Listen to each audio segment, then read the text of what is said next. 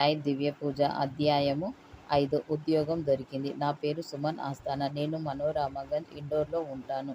నా కొడుకు గౌరవ్ ఆస్థానా ఉజ్జయిని నుండి ఎంబీఏ చేస్తున్నాడు. ఈ మధ్య ఐపీఎస్ కాలేజ్ ద్వారా క్యాంపస్ సెలక్షన్లో ఐసీఐసీఐ బ్యాంక్ మేనేజర్ పదవి గురించి 8 మందిని తీసుకున్నారు. అందులో గౌరవ్ ఆస్థానా కూడా ఉన్నాడు.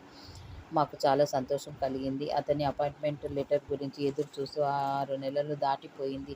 మిగతా 7 మందికి ఆర్డర్ దొరికింది. గౌరవ్కి మాత్రం ఎందుకో లెటర్ రాలేదు. చాలా బాధపడుతుండేవాడు. కొద్ది రోజుల తర్వాత ఆశ వదులుకున్నాడు. నేను గౌరవ్కి ధైర్యం చెప్తుండేదాన్ని. బాబా పట్ల విశ్వాసం ఉంచమని చెప్తుండేదాన్ని. ఒకరోజు శ్రీసాయి దివ్య పూజ గురించి గౌరవ్కి చెప్పి 5 గురువారాలు సంకల్పం చేసుకోమన్నాను. గౌరవ్ అదే విధంగా 5 గురువారాలు మొక్కుకొని దివ్య పూజ ఆరంభించాడు. 4 గురువారాలు అయినవి. 13వ తేదీ డిసెంబర్ 2005 నాడు గౌరవ్కి అపాయింట్మెంట్ లెటర్ వచ్చింది.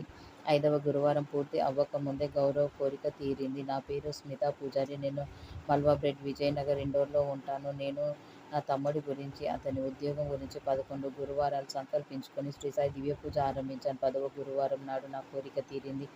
11వ గురువారం నాడు యథావిధిగా ఉద్యాపన చేసి షిరిడీ వెళ్లి మొక్కు చెల్లించుకున్నాను.